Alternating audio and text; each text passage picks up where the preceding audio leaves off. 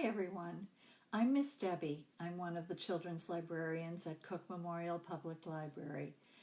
I'm so happy to be here. We've been having so much fun doing read-alouds on Monday, Wednesday, and Fridays at 3 o'clock, and so we thought maybe we would do a bedtime read-aloud. So now we're doing those on Tuesdays at 6:30. We're still doing the afternoon ones and now the evening as well, so you've got a couple more choices. I wonder if you are wearing your pajamas or if you have a pillow or blanket to cuddle up with, maybe a teddy bear or a stuffed animal of some sort. You don't have to be wearing pajamas to listen. I'm wearing my Mickey Mouse pajamas, and I also have a pillow to relax with, and I brought along my stuffed animal from when I was a little girl. This is Billy. He's a dog, and you can see he's very worn out because he's very old, and he's had so many good hugs over the years that he just got worn out. The story I'm going to share with you is Interrupting Chicken. It's written by David Ezra Stein, and he also did the illustration. That means he did the pictures as well as the writing. It's a favorite of mine, and it's very funny. So see what you think. Interrupting means butting in when someone is talking or writing or reading. This is where they live.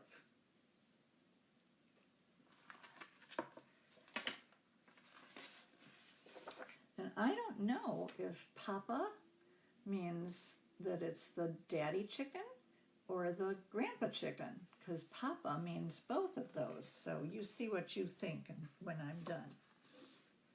Here we go.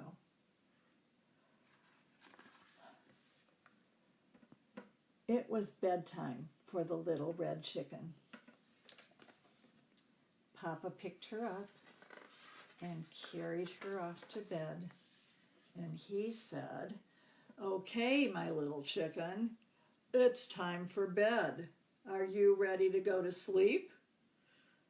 "Yes, Papa, but you forgot something," said the little red chicken. "What's that?" asked Papa. "A bedtime story." "All right," said Papa. "I'll read you your favorite story, but you have to promise to listen and not interrupt." "Okay, Papa, I'll be good."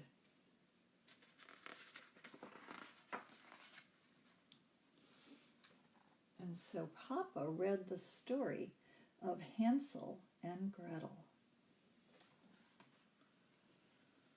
Hansel and Gretel were very hungry. Deep into the woods, they found a house made of candy. Nibble, nibble, nibble. They began to eat the house until the old woman who lived there came out and said, "What lovely children! Why don't you come inside?" They were just about to follow her in when... Interrupting chicken. Out jumped the little red chicken, and she said, "Don't go in! She's a witch!" And so Hansel and Gretel didn't go in. The end.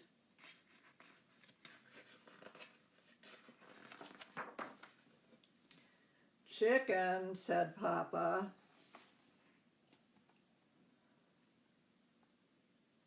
"Yes, Papa." "You interrupted the story. Try not to get so involved in the story." "I'm sorry, Papa, but she was really a witch." "Well, you're supposed to be relaxing so you can fall asleep." "Let's try another story. I'll be good," she said. So Papa read the Little Red Riding Hood story. "Take this basket of goodies to Grandma," said Little Red Riding Hood's mother, "but don't stray from the path. Don't go off the path. The woods are full of danger." Red Riding Hood skipped along through the deep woods, and by she met a wolf who wished her good morning. Little Red Riding Hood was just about to answer him when, again, interrupting Chicken, out jumped the Little Red Chicken, and she said, "Don't talk to strangers." And so Little Red Riding Hood didn't talk to the strange wolf. The end. "Chicken," said Papa. "You interrupted again. That's the second story you've interrupted. You need to listen. And you're not even sleepy." "I know, Papa. I'm sorry. But he was a mean old wolf." "Yes. Now get back into bed." "Okay, Papa. Let's try one more little story, and I promise I'll be good." Before we get to the next story, I'd like to see if you can predict what will happen. That means guessing what's going to happen in the story before you actually hear it. Parents, try to ask your children to predict the end of a story when you're reading.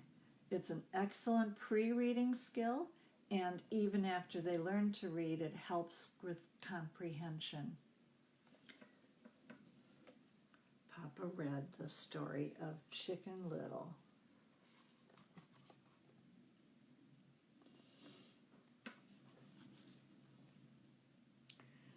Chicken Little was hit on the head by an acorn. "The sky is falling," she thought. She was about to run off and warn Goosey Lucy and Ducky Lucky and Henny Penny, when everyone else on the farm, that the sky was falling, when, again, interrupting Chicken, out jumped the Little Red Chicken, and she said, "Don't panic! It was just an acorn that fell on your head." So Chicken Little didn't panic. The end. Did you predict what would happen? Did you know that the Little Red Chicken was going to interrupt again? Yes, you knew, didn't you? "Chicken." "Yes, Papa." "You interrupted again." "Oh, Papa, I couldn't let that little chicken get all upset over an acorn falling on her head. Please read one more story and I promise I'll fall asleep." "But Chicken," said Papa, "we are out of stories." "Oh no, Papa, I can't go to sleep without a story." "Well," said Papa, "I'm tired. Why don't you tell me a story?" And the Little Red Chicken said, "Me? Tell you a story?" "Okay, Papa." And Papa hopped into the bed.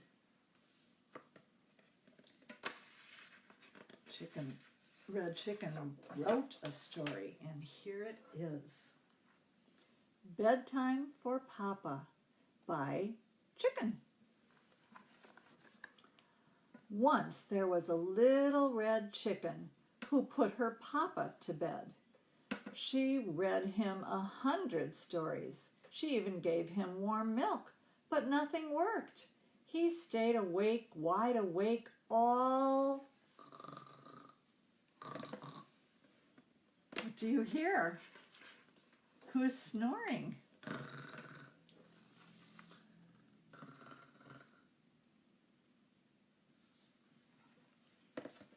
Papa, said the little red chicken. Here he is sleeping in the bed.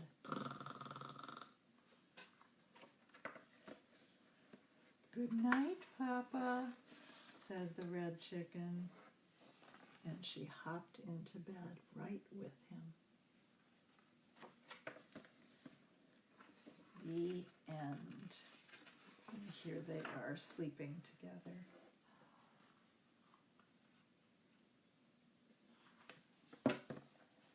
Are you ready to put your grown-up to bed? Before you do, I have a quick rhyme to teach you. Here's how it goes. 5 eggs and 5 eggs, and that makes 10. And then you pretend that these are the eggs and that the mother hen is sitting on top of the eggs, warming them up so that they'll hatch. And then you pretend that they did hatch and they crack open and out come 10 little chicks. So here's how that part goes. Crack, crack, crack. What do I see? 10 little chicks. How cute as can be. Let's try it all together this time. 5 eggs and 5 eggs, and that makes 10. Sitting on top is the mother hen. Crack, crack, crack. What do I see? 10 little chicks, as cute as can be. I hope you enjoyed Interrupting Chicken. We can't wait to see you in the library again as soon as it opens. And until then, please tune in on Monday, Wednesday, or Friday at 3 p.m. or on Tuesday evenings at 6:30 for more read-alouds. Good night.